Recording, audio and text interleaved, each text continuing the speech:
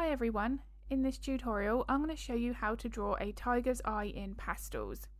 Now this is a great project to work on if you're new to working with pastels, because the real-time tutorial of this on Patreon, I really do focus on how to pick colours, how to mix colours, how much pressure to apply to the pencil at each stage and so on. All of the key fundamental techniques that are required for drawing realistic animals. Now the first thing that I like to do here is map in the size and shape of the eye. I really want to make sure that I've got that accurate before I move on. Once I'm happy with that, I can start to now map in the key areas of the eye. So you'll see here that I've used a white pencil just to block in the main reflection, and I can darken that up later if I need to. Now here, through the use of this colour wheel, I'm explaining to my Patreon members exactly how to pick the colours. And for this lesson I'm only using the Carbaffello pencils. Now what this will do is it will limit the amount of colours that we have access to, but it teaches us how we can mix those pencils, how we should pick those colours and layer them together in order to create a unique set of colours that we see in that reference photo. It's a really good way of learning how to use our pastel pencils. Now the next stage here is to get a good base foundation in place. Now I put a lot of emphasis on my base layer because this is our foundation for our details. So you can see that I'm really focusing on getting that smooth layer, and I want everywhere to be more out of focus in appearance. I don't want there to be any harsh edges. Now the outside of the eye is obviously in focus, I do have that harsh edge, but for this base layer of the iris, I'm really focusing on using multiple layers to build up softness. Now building up softness is something that I focus all of my base layers on, no matter what it is that I'm working on, and I've got lots of videos here on YouTube that show that. Now one of my favourite ways of working is to use the pencils themselves to blend. Now I'm going to be using a lot of those techniques here because that enables me to also put a very light layer of pigment over the top, but I'm using that colour there to create additional values. Now creating values and contrast is something that I focus all of my videos on, both here on YouTube and the real-time tutorials on Patreon. You can see here how I'm building up my layers gradually, and I'm focusing on reinforcing those lights and the darks. Now at this stage here there are no details, but it looks three-dimensional because I'm focusing on my values and the shading. The outside and top section of the eye are getting gradually darker, and that's helping to create that three-dimensional sphere look. This is my main priority. No matter what eye I'm drawing, I don't want it to look like it's flat. So by focusing on the shading, those highlights and shadows, I can really bring more of that three-dimensional look to the portrait. It's very, very important to capture that. Now a key part of this real-time tutorial on Patreon was where I wanted to focus on how much pressure to apply to the pencil depending on the desired effect that we wanted to create. So at times here you're going to see the pencil being used on a piece of putty eraser, and there I can clearly show my Patreon members through how much indentation is shown on that putty, how much pressure to apply at each layer. Now this is something that really can make a huge difference to our pencil drawings, and quite often we're using far too much pressure throughout the layering process. Using too much pressure can cause a range of issues. You can end up with details that look grainy and far too thick, and in this case here where I just want to tint that colour, if we use excessive pressure we're going to flood that paper with too much pastel, and we're going to have something that looks more flat, two-dimensional, more blocked in. So the pressure that we apply to the pencil is so important. Now if you would like to draw along to this real-time tutorial, then I have created this. It is all live on Patreon, and it's created with a voiceover while I'm drawing. So every single process I'm explaining in the moment. So there are sometimes decisions that we make throughout the drawing process, and those little decisions, those little alterations can make a big impact to how three-dimensional that looks. So all of that is covered in the step-by-step lesson. Now as you can see from this and all of my other videos here on YouTube, I work on one section at a time. So I mapped in the outside shape of the eye, then I've worked on the iris. Once I've added in some of that detail in, I'm now going to finish the outside section of the eyelid. I can start to reinforce more of the colour and lighting, the way that it reflects off that lower, wetter part of that eyelid. This is just as important as the eye itself. So here I'm using lots of purples and some blues to really capture the way that that light is reflecting off of that surface. Now the transitions here from light to dark, again I don't have any harsh lines. I'm really focusing on using those pencils and a couple of blending tools here to soften those edges. This is going to help to create that slightly more rounded effect where the eyelid curves away from the eye and over to more of that flatter surface before it links onto the fur. Now another reason I like to work in one small area at a time, get that about 80% complete before I move on, is because I find that it's far more motivational and I don't skip through important layers. If I work on one solid layer and then move on, I have a tendency to rush through some of those mid-tone layers, and as you've seen as we've built up the layers in the iris, those mid-tones help to create a huge amount of depth. So working in small sections here, individual layers, can really help how effective and efficiently we work on that drawing. So the next stage here was to work on the fur, and again my priority is going to get a nice soft, smooth, blended base layer. I'm using my pastel pencils and I'm just working on building up those soft transitions from dark to light or from one colour to the next.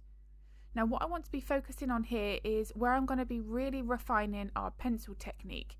Now I've got a video here on YouTube, it's my top tips for drawing realistic fur in pastels. I'll link that in the description below if it's of interest. But in that video I speak about three main things when working with our pencils. That's fur direction, fur length and fur thickness. Now even at this base layer stage you can still see that I'm moving my pencil following the direction of the fur. I feel that this is quite important because it makes us then follow that reference photo accurately right from the very beginning. So when I start coming in with my details, I'm already used to moving that pencil in the right way depending on the area that I'm working on. Now the fur direction is not random, it follows the underlying bone and muscular structure. Now that's going to become more obvious as we work on the detailed layers, but something else that's very important at this base layer stage is mapping in the placement of the highlights and shadows accurately. Now of course we can adjust this as we go, but if we do make sure that we've got them as accurate as we can at this base layer stage, then it's one thing that's going to help us to also follow that reference photo accurately as we continue to draw. So both of these things, the fur direction and the highlights and shadows, is just something that I do like to put a lot of emphasis on at this initial stage. Now as I continue to work on this base layer, you can see that I'm going to be mixing a few of my brown and yellow ochre pencils together to get more of that accurate colour I can see in my reference photo. Now again, going back to something that I mentioned at the beginning of this video about how this is a great exercise to get confidence with really mixing, creating more colours, because there is never that one pencil that's the perfect choice. Layering those colours together to get that in our drawing is something that's invaluable that we can transfer across to any other portrait. So now I'm nearly at completion of this base layer stage. You can really see how important it's been to get that nice soft layer. This here is going to make a huge difference to those realistic details that we're going to start adding on top. I really do believe that if we're working with harsh start and stop points for that base layer stage, it can actually make the pencil strokes also look really harsh. And of course this is something that we want to avoid when drawing fur. So now I'm going to start using my pencils for more of those detailed layers. This is where the pencil technique and using the right technique is important. So I want to be focusing on those three main things: the fur direction, fur length and fur thickness. Now the fur direction I've already mentioned, that does follow that underlying bone and muscular structure, but how I'm moving that pencil to create those realistic pencil strokes is also important. You saw there on the scrap bit of paper how I was really explaining how to move that pencil so that my Patreon members could see that it's so important to be making sure that you're picking up the pencil at the right point, how you're holding that pencil, moving that pencil. All of that needs to come into account when you're working on more of these finer details. Now the fur length here, this little study demonstrates that perfectly. There are different variations in the length of my pencil strokes, so the fur directly around the eye, especially on the bottom, is significantly shorter than the white fur on the top that meets that black marking. So I have to be making sure that in that split second I potentially adjust my pencil stroke length to replicate the right fur texture. Now the thickness of those pencil strokes is obviously something that is considered at the same time as creating the length of the pencil stroke and the direction of that pencil stroke. So the thickness can be determined by a couple of things: how sharp the lead is, how we're moving the pencil and the pressure applied to the pencil. And by using the right technique, it doesn't necessarily mean that we need to be always focusing on getting really sharp fine points to the pencils either. Now as you can see here, the layering process is key, and in order to get this number of layers, the paper is really important. So if you're working with all of the right pencils and you're using the right techniques but you don't have the right paper, it can become very frustrating, and it's usually therefore the paper that's not allowing the right techniques to be used.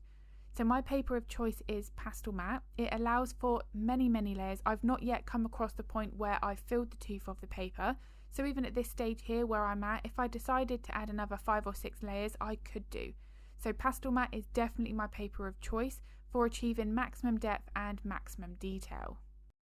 So to this stage here, this has all been done with my Carbothello pencils. I'm just coming in with my white Carbothello and hinting at a few more of those lighter details. However, what I wanted to show in that Patreon tutorial is by using 2 additional pencils that it can really take that art to the next level. Now, as you know, I focus on contrast so much with any of my projects. It's something that I'm really passionate about because it makes a huge difference. And the changes that I'm going to make here with just a couple more layers with a really dark black pastel pencil and a bright white pencil, how that can really adjust the values and make that look more three-dimensional. This is a prime example of why contrast plays such an important role. Now, by coming in and darkening my darks and lightening my lights, it also makes the colours appear more vibrant as well. And by making sure the darks are really dark and your highlights are nice and bright, it just adds so much more depth to the piece. So that's my biggest tip with any piece, is make sure that your values are correct, because that's what's going to make the difference rather than worrying about the exact colour. So I really do hope this tutorial has been useful. If it was, I would really appreciate it if you could give it a like and a thumbs up. It makes a huge difference to my channel. And if you are interested in drawing along to this or any of my other real-time step-by-step tutorials, then I'll link my Patreon in the description below. If you've got any art related questions, feel free to pop them in the comments, because I'm more than happy to help if I can. And I also upload a couple of videos to YouTube every week, so if you would like to get notified of that content, then don't forget to hit the subscribe and the bell button. I'm going to be uploading another video at the end of the week, but as always, thank you so much for watching.